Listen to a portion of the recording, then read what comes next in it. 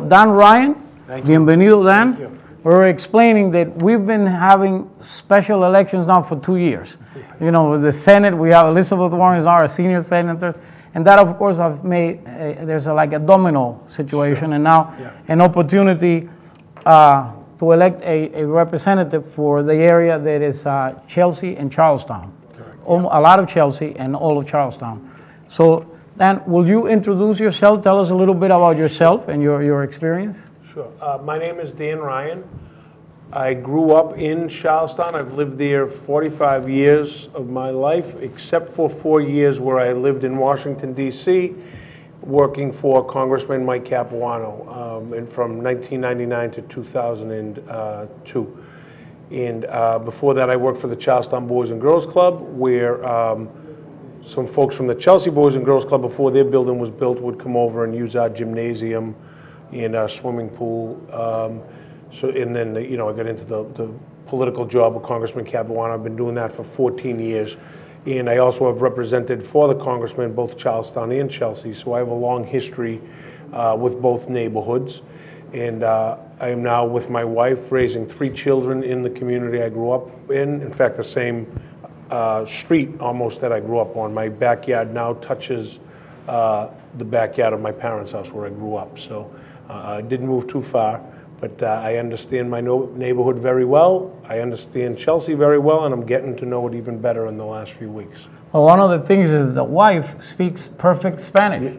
Yes. Mi esposa hablar español, so helps me out very well. Yeah, we'll have to, well, if you become the nominee, hopefully you'll use this forum here to Absolutely. Communicate with the Latino community. We thank you for coming over and presenting yourself. Definitely in the district that you would represent, there's a large Latino representation. So you already have been doing a lot of constituent work and so on, Sure. for that area. So tell us, what are some of the issues that you think are priorities in general for the state and in particular to your district? Sure. So what's come across in the last few weeks in doing different interviews like this and with different labor groups and other groups that talk about the issues, the overriding, not so much issue, but the overriding theme that I've come up with that's really big in this district, and I had mentioned this earlier, I was at an event in the Charlestown Navy Yard, and I had mentioned the one thing that keeps coming up, I don't believe there's another district in the Commonwealth, maybe in the entire country, that has the economic parallel, the economic disadvantages of some residents, where you have also some of the more wealthiest residents in the city of Boston living almost side by side. And that really affects how you address all the other issues after that. We have an enormous amount of wealth in parts of Charlestown. It's, people that have come to Massachusetts in the last 15 years, they hear you're from Charlestown and they think you grew up in a very wealthy, nice neighborhood. The Charlestown I grew up in was on the verge of redefining itself, but it was a very poor to working class neighborhood. And there's still pockets of that left in Charlestown. And of course, we all know that Chelsea, being a largely immigrant community, in a community where people first get a start here in this country, still struggles to maintain a high median income, and there's a lot of poverty. Depending on what statistics you use, it's the first or second poorest city in Massachusetts. And that's in a district where the Bruins and the Red Sox go to live in parts of Charlestown because there's $1 million condominiums there. And that's, the parallels that they're talking about now nationally in terms of economic schisms in the country are right here in this district. And that before we start addressing individual issues, we really need to look at that as the overarching theme that I want to address going forward. Yeah, definitely disparate incomes. You have one of the highest income areas and some of the lowest, and with all the working class neighborhoods, we see in Jamaica Plain, Mission Hill, with the high cost of housing now, and as a community becomes attractive, then what happens is that character of the working class community, and that could also happen in Chelsea, what's happened, because it's very attractive area, it's beautiful, and it's got, a lot of waterfront area, and it's poised for a lot of development. And you mentioned the economic development. You know, that's definitely a promising, you know, a lot of jobs could be developed, you know, in that area. It seems like there's a lot of energy there. And what are some ideas on that, you know, with making sure people are educated and prepared to take advantage? Chelsea's, you know, in Boston, we're starting to find our waterfront again and recoup it back from the industrial uses that it had for 100 years. Chelsea still has a very industrial waterfront and industrial area, which is very good. There's very good pockets of decent paying jobs there. We can do a lot to make sure those jobs pay a little bit better. You know, there's talk about raising the minimum wage and things like that to address, you know, those labor-intensive jobs to make those better paying. But also we have, you know, Bunker Hill Community College, where I went to school, and was able to earn enough credits fairly cheaply to put some money away and go on and receive a bachelor's degree and go on to law. I have 2 years of law school under my belt, starting off at Bunker Hill Community College. So those avenues are there for Charlestown and Chelsea residents. You know, I know what it's like to work during the day and go to school at night, work 2 jobs and go to school, study on weekends. And those opportunities are there for Chelsea and Charlestown residents who need them. And we although then it's not as cheap as it used to be to go to a community college or even a state school, we got to find ways to make that more affordable. You know, so one thing is raising wages, but also lowering the cost to make it, you know, from a labor-intensive job to, you know, in your later years, being able to have an education to fall back on and do something a little different. Well, it seems like you lived that whole experience, you know, being a family with having to struggle and going to school, and then this whole Bunker Hill, you know, which has a Chelsea campus also. A Chelsea campus, and in Charlestown. Charlestown's the main campus, yeah. And, you know, a lot of the jobs now definitely require higher training. You need to have, how would you work? Make sure that, because I'm sure you've worked in partnerships before. Absolutely. And how would you leverage that? So, I mean, there's a couple of, you know, Boston has always been an innovative city and really lead the world in a whole bunch of different industries. And then, you know, sometimes an industry will incubate in Boston and then move to the West Coast or somewhere else where it really blossoms. But then Boston refines itself, and all of a sudden we're on the frontier of a new industry. I mean, we've always been a leader in healthcare. There's a ton of healthcare jobs there. You know, there's you know, we need to make sure there's better wages there, but also take people who may go into the healthcare industry as an orderly or a janitor, and make sure that there's an avenue for them to take some intensive training to whether it's radiology courses or anesthesia courses, and move up within the healthcare system, within that system. I mean, I think it's the leading employer in Massachusetts is healthcare, and it's right there. I mean, you know, you think of the hospitals and universities that are actually have.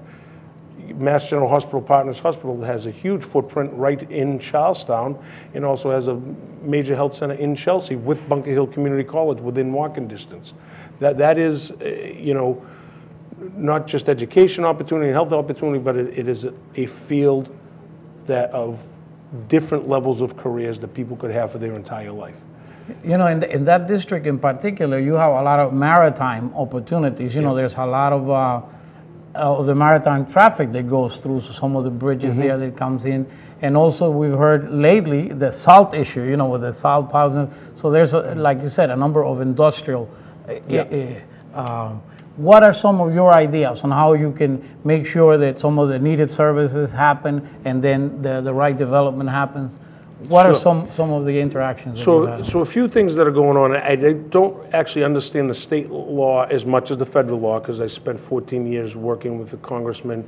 But I do understand some of the Chapter 91 industrial uses stuff. So as people are trying to claim some of the waterfront back for residential, but that also then squeezes industry, and we need to find a good mix of, you know, taking these industrial waterfront areas, maybe we keep some of it industrial, but more low impact industry. There's a lot of good tourism opportunities on the waterways, water taxis. I'd love to see a better water shuttle service to Chelsea. I mean, Chelsea is a community on the verge of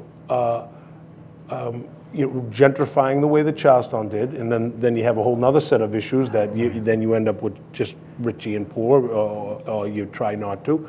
But proper water shuttle service to Chelsea would really make both folks in Chelsea now that are looking to work, get to jobs at the airport, at maybe if there's a casino built somewhere. Both casinos that are proposed for this area have water access.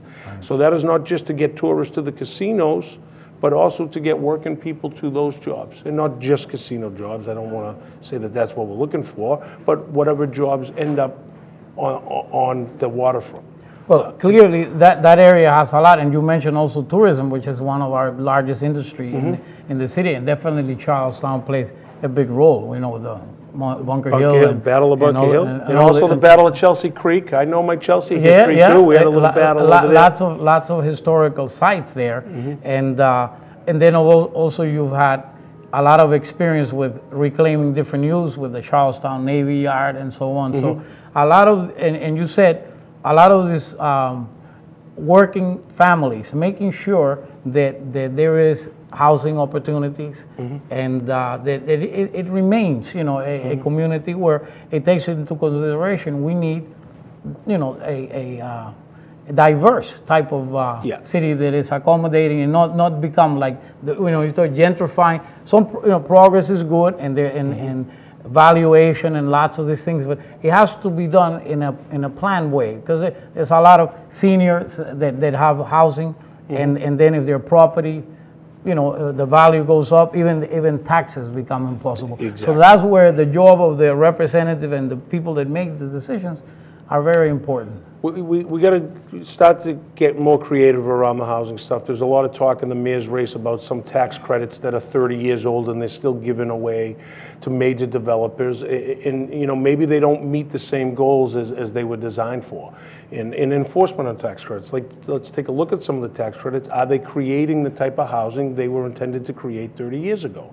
A lot of these programs, like the BRA, for instance, itself in Boston, that does the redevelopment stuff, that was created to reclaim a blighted city. Like most of urban America, when the highways, when the federal government started funding highways, people started moving to the suburbs and the cities became blighted.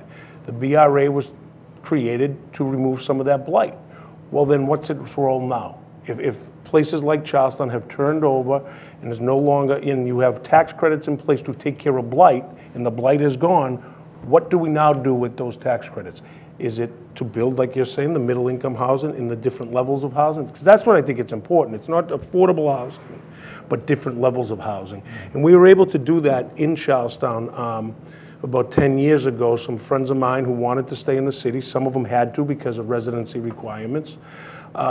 We were able to form, or I didn't do it, but I helped them form a corporation on their own. They competed with for-profit developers. They were able to take plots of BRA land and build 6 houses for people raising families in Charlestown. That, they were capped, so they couldn't make a huge profit on them, but they're also, all the original families are still living there. I think there's about 12 or 14 kids in this little, area, and I believe every one of them is a blue collar or a union worker in the household. There's one nurse, a firefighter, 2 Teamsters, a longshoreman living there in a very affordable. At least in Charlestown, it's considered affordable. In some communities, it would be considered a lot of money to pay for a house. So there are ways to be creative and make sure that some of the right things happen. And as you said, in the mayoral race, that was a big issue. And of course, Mayor Walsh has a lot of ideas about developing some. And then this district that you would represent is a very diverse district. You have people from all over, and in the Bunker Hill and other institution of learning. They have programs for some of the newcomers, new Bostonians. What are some of your ideas on how to, maybe use the schools, or what are ideas on that energy? So again, it's economic diversity. It's also diversity within each community. So in Charlestown, we have a large Latino population, but it's mostly centered in the housing projects. So that's a very different experience than a place like Chelsea or even East Boston, where you have Latino populations that have lived there for 2 and 3 generations. Some of them are business owners, homeowners. There's not a lot of Latino home ownership in the population in Charlestown. It's mostly public housing. So that's a whole different experience. And I think we also have to look at that an experience in a city like Chelsea for a Latino population is not the same as it is in Charlestown. And when you identify that, you can start to see how it fits. Now, the folks that I know in Charlestown working at the Boys and Girls Club, they grew up in Charlestown. Some of these young kids, they grew up, speaking English as well as they spoke Spanish, maybe not as well at home, the parents may not. But to me, they were Charlestown kids growing up. They may have been from the Dominican Republic or from somewhere else. We have a lot of Somalian kids too. But they, act like and have the same issues as other Charlestown Absolutely. kids that have always grown up there. And I think the whole idea of integration is that when you live with somebody and grow up with somebody, you tend to start to relate to them. And I think, we're on the right track in doing some of that stuff. It's just a matter of now also, like I said, we have a Somalian population there, which brings a whole different new aspect, but it's all the same thing. You throw kids in a teen center and they're shooting pool or playing basketball, they will be kids. And if they know each other since they're little kids, they grow up knowing each other. The beauty of America, that, you have Irish, Polish, and at the end, we're Bostonians here and Chelsea from the Bay State. We have a lot to be proud of. One of the issues is, continues to be, there are certain areas where you have more violence, especially, and now with the cuts and so on, youth employment, how would you champion that, making sure that there are opportunities for education, that they can participate in the economy or being trained, and how would you handle some of the issues of violence and policing and so on? Yeah, I mean, it's, putting kids to work, absolutely. Our son is 16 years old. Speaking about the waterfront, he worked this summer doing the tourism boats on the Boston Harbor cruises. Kept him busy all summer. So busy that he was too tired to getting into any trouble when he get home. So there is something to be said for keeping teenagers busy. But it's not just that. The job in the right job too. And sometimes a lot of the summer jobs, when they're just thrown together, I don't think it teaches all the time teenagers the right responsibility and respect. It's more, for a teenager, it's nice to keep them busy and have them get a paycheck at the end of the day. But it's also about learning how to go in and talk to a boss correctly when the boss might be having a bad day. And maybe the boss wasn't right to you, but you got to learn that, sometimes you have to speak a certain way to authority and you can't go in and so it's tell learning. them off. It's learning, and that's what a job, I think, when you're talking about violence, I think that's, actually, Roca does a great job of this in Chelsea. They teach, and they deal with men who were in trouble already as young boys and teenagers, and it's not just about teaching them a job or how to work, but how to be a good worker. How to go in when you're not feeling your best, and not tell the boss to go do something you shouldn't tell him to do. It's it's about that whole respect thing, and that translates over into the street. If you have something to lose, like a job, or if you're treating a boss or a boss is treating you with respect and dignity, you will take that into the street, just like people take it into the home or out of the home. Well, Dan, there's so many interesting issues right now, and the state is facing. For the first time, we're above average in the unemployment. We've been thinking about, and the governor's been trying to get some concentration in transportation issues and so on. So you'll have a very interesting time. We'll be a new mayor, new superintendent of schools here in Boston, and new police commissioner, lots of counselors. So it's a very exciting time, and there's lots of work to be done. If you become the nominee and the representative will definitely like to have you back regularly, talk about the various issues. But now, time, we could continue to talk. There's so many. Thank you for coming, introducing yourself to our community. And if you will tell us, why is Dan Ryan the right person for this job at this time? Why should you be elected? I think my experience both working in the community and working in government, the times that you're talking about right there, I have relationships. I've built those relationships over 14 years, working through the federal government. I know the new mayor. I'll be able to call him and say, look, this is where I think I can do on a state level to help these issues. And he's from the State House, so he understands these issues also. And I bring the federal aspect into this. The federal government has stepped away from a lot of the programs we talk about. And luckily, we live in a state like Massachusetts where we provide a lot for society that the federal government has walked away from. And I think I can make that connection to people that, you know, the reason Massachusetts is doing well is because we're not afraid to spend a little bit money on government and a safety net. And you know, as the federal government starts to wake up and bringing money back to the states, I'm going to know where to find that money and put it back into our schools and into our roads and into our bridges. So it's 14 years of relationships that I've built up that's going to help me be the best state rep I can for the people of Chelsea and Charlestown. Okay, so two children? 3 children. 3 children. 3 children, 2 girls and a boy. 2 girls and a boy, and una esposa que habla español, un hombre de familia que tiene experiencia, ha trabajado con Capuano, tiene mucha energía, quiere servir, es uno de sus candidatos para representante por el área de Charlestown y Chelsea, una del área donde hay muchos latinos. Es muy importante que cada persona que aspire siempre venga y se comunique con nuestra persona, y eso depende. Usted tiene que estar inscrito y votar. Vote, vote, siempre vote. Ese es el derecho que siempre tenemos que ejercer. Vamos a regresar en unos minutos con su programa Política Entre Amigos.